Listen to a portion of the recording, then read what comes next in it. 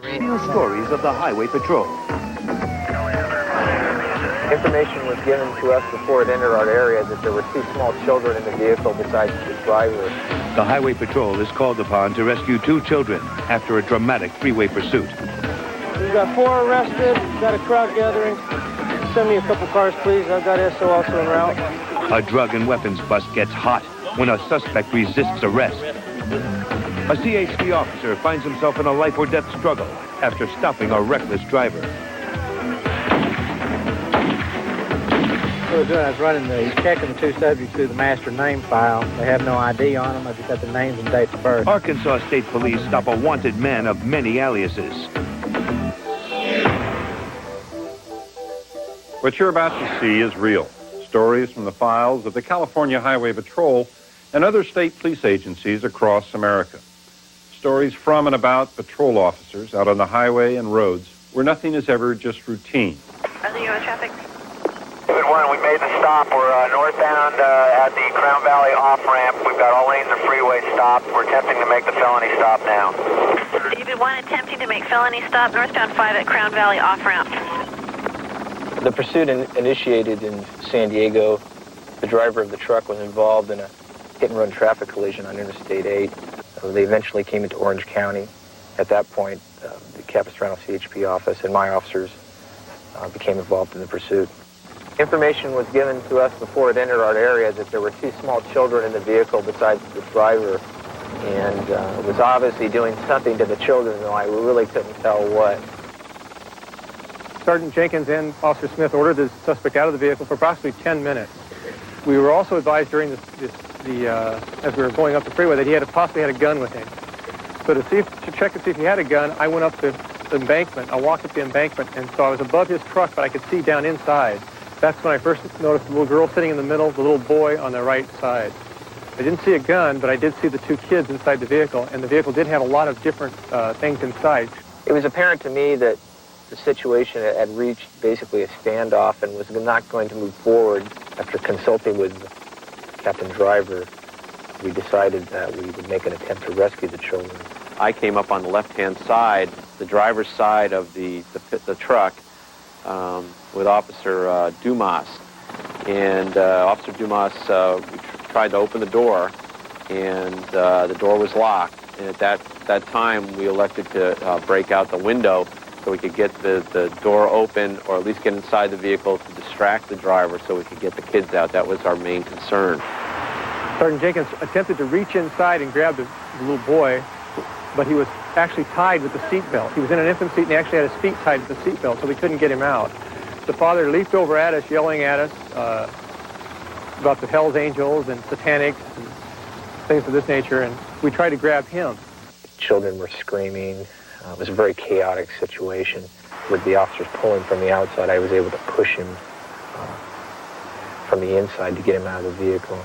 And finally, we had more officers over. I was able to grab his hair. And once we grabbed his hair, I just yanked, and we all tumbled out of the back of off the side of the truck. And then we were able to get him under control, down on the ground. Once we got the driver out, he was very combative, and he wasn't a big man, but he was very, very powerful.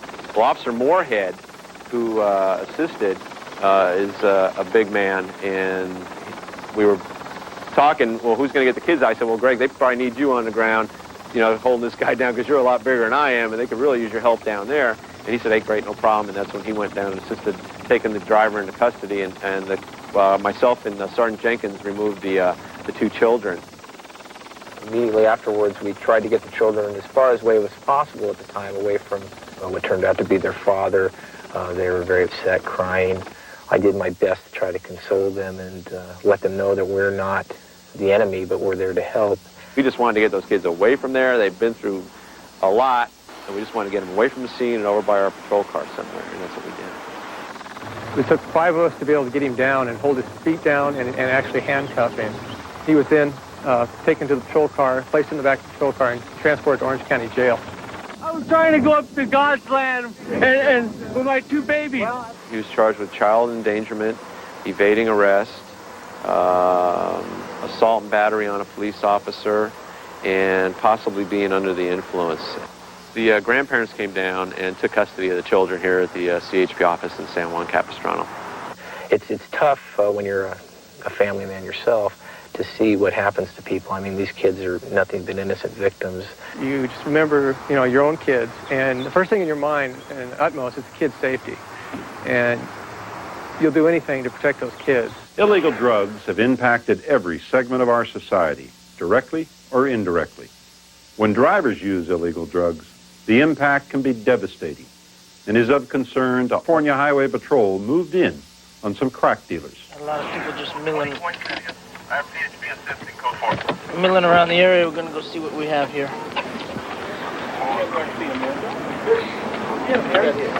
How you doing? Stand on the shoulder, right there. Just going to pat you down for our safety here, okay? What we have here is about a quarter gram of crack cocaine. It's not much. Looks like he might have some more secreted on his person. You got cocaine in your pocket. You're under arrest. Routine traffic 915 go. Okay, you young ladies, step over here and put your hands on the car. Got any weapons on you? Any drugs on you? No. Are you being detained for trespassing in this facility, in this area? 917 clear. 123, any status on Maury? You got any needles on you? Keep your hands up there, please. Whose black bag is that? I don't know. I just walked out the house, man. You don't know? Uh-uh. In the area, check the contents of the bag. You only got a weapon. You got a sawed-off. Looks like a rifle. We're preserving for prints. That's why we're using our gloves. There was a drive-by earlier today, but and 3 subjects in a pickup truck, or 187, about 3 hours ago. We will preserve it for prints, and they'll have investigators to be advised. Yeah, just put your hands behind your back. Just relax. 1W366. Oh, you're over here with the jacket, and this backpack with the jacket. The backpack with the jacket, you made me lay my jacket down, Thompson. Oh, you were there. You were closer to that bag. We was all standing right there.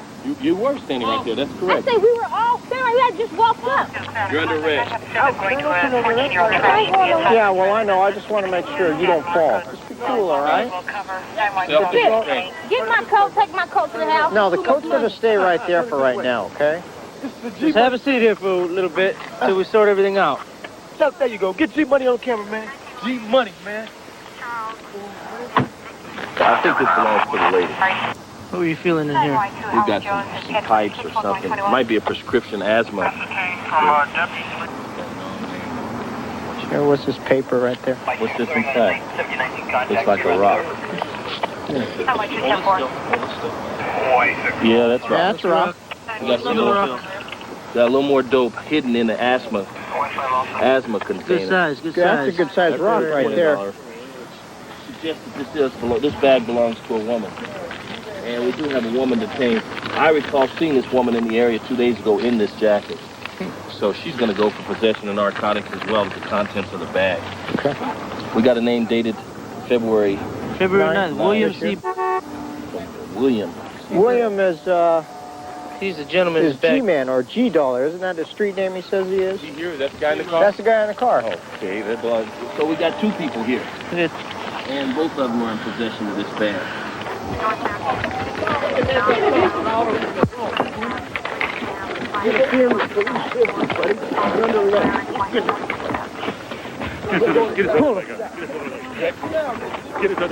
Got it. Hands behind your back.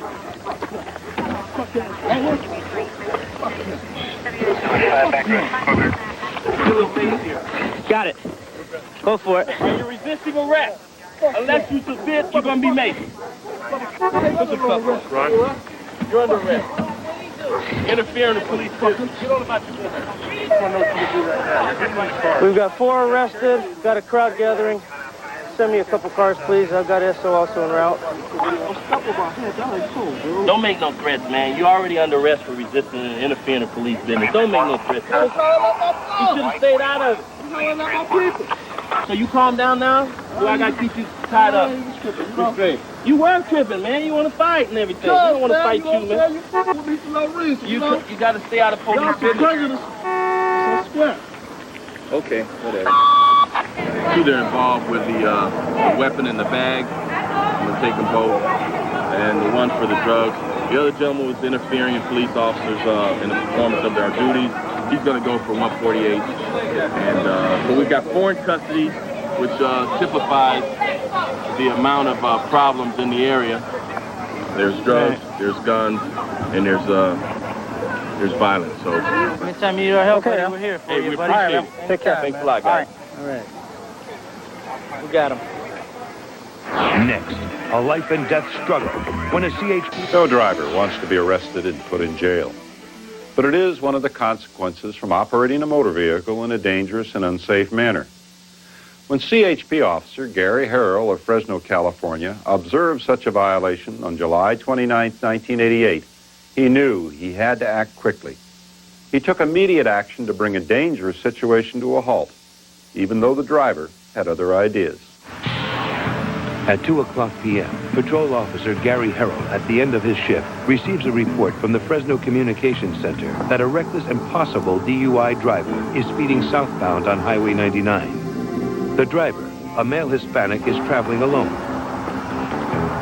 Officer Harrell positions his car near an on-ramp to the freeway, where he can observe the southbound traffic. Okay, Brissett, I have the vehicle in sight. I'll be attempting to overtake southbound 99 at Chestnut. When he sees the described vehicle, a 4x4 Chevy Blazer passing at high speed, he immediately follows in pursuit. Brissett, I believe I have the vehicle spotted.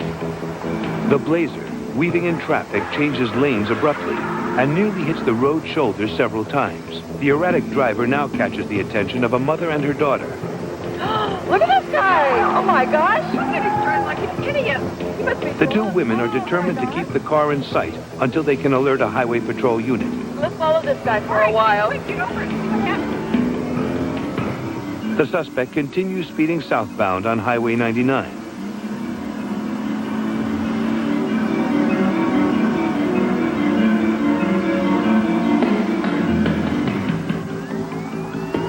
By now, Officer Harrell is right behind the suspect's vehicle. However, the driver does not yield to the bright lights and siren.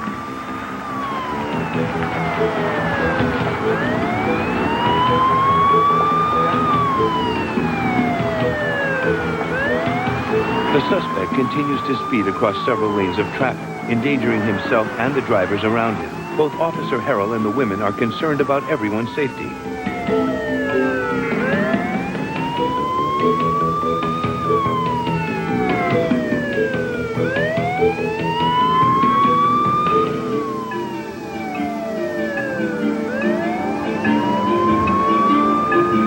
The officer continues the pursuit at high speed for several more miles. The driver finally gives up and pulls over. Brissett, this is Unit 21. Subject's yielding at southbound 99 at Fowler Road. I'll be making approaches. As Officer Harrell radios his position to dispatch, the 2 women pull over, intending to complain about the suspect's driving. They hadn't a clue as to what they were about to witness. As Officer Harrell approaches the van, he speaks to the driver through the open window. The driver appears drunk and refuses to get out. Step out of the vehicle. No jail. No jail. Step out of the car. No jail. When the officer opens the door, he grabs the suspect using the bent wrist control hold on the left hand. When Officer Harrell tries to apply handcuffs, the driver surprises him. Using his right hand, he reaches under his jacket toward the small of his back, where he has concealed a revolver. He momentarily throws the officer off balance and pulls out the handgun. The officer manages to push the barrel of the suspect's gun upward and at the same time pulls out his own revolver, firing 6 times point blank at the suspect. The suspect staggers back around to the open door and falls. 5 of the 6 shots hit the man in the chest, abdomen, and arms. As Officer Harrell covers the suspect's movements, an off-duty male nurse arrives on the scene. Okay, I'm a registered nurse. All right, why don't you help me out here? Okay. And finds that the driver is fatally wounded. Further investigation reveals a large amount of black tar heroin, partially hidden beneath the driver's seat. Street value estimated at $150,000. The fatally wounded driver was identified as Diego Ortiz Quintero, a 28-year-old illegal alien from Sinaloa, Mexico. An autopsy later revealed evidence of both alcohol and cocaine.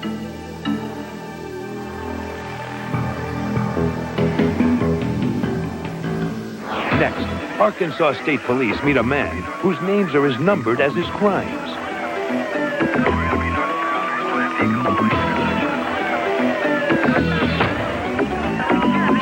Another part of the job. As Trooper Terry Reynolds of the Arkansas State Police found out when he responded to back up another trooper. You got some ID on you? No, sir. You can call my name in. I'm straight. What is your name? Anthony what? What's your date of birth, Anthony? 7268. Can't hear you, sir. 7268. 72 of 68? How old are you?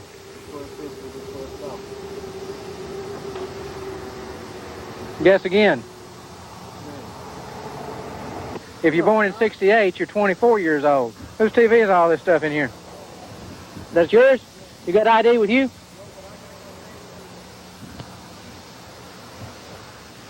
How much your buddy had to drink back there, the driver?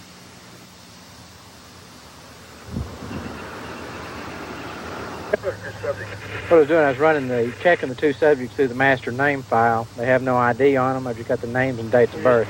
You've had several weapons charges and things through Little Rock PD, hadn't you? Anthony, you got any weapons with you tonight? Well, you like to say you've been known to carry them. That's why Little Rock has that on you. Anything else in the car I ought to know? Huh? Anything else in the car I ought to know about? Well, we're fixing to, because we got a wrecker on the way for it. Your compadre is going to jail for DWI. Hang on just a second. Also said you got warrants out of Little Rock for you. I'm not going to run. Nope, you're not. That's why I'm checking you here, okay? Okay. They didn't tell me what the warrants are for. You got something you didn't appear in court for? I don't think so. You got a lighter and a little pocket knife there. That's his little pocket knife. Okay, the other officer's going to take you in Little Rock Jail. You're going to have to post a bond down there on your warrant. I thought you were going to here first. Huh? Which way you need to go? What you got in the bag there? Oh, okay, that's your Colt 45, or that old England? What is it? Oh, Budweiser. Okay, I didn't see what. Go ahead. The rest of the Scott subjects, we're still trying to confirm, including capital felony murder, second-degree battery, resisting arrest, theft of property, armed robbery, obstruction of governmental operation. Also other charges. He's still trying to confirm them on Little Rock, make sure it is him. Last charge was going to be for capital felony murder. Found not guilty of 1990. The warrant is on, I believe, an Ivory, but he uses as an AK, or AKA is Ivory. His last name. Right now we show one of them, possibly with warrants out of Little Rock Police Department. They're still working to confirm his identity because it was under one of his aliases. He has numerous aliases. Also previous warrants on everything from aggravated robbery to capital felony murder.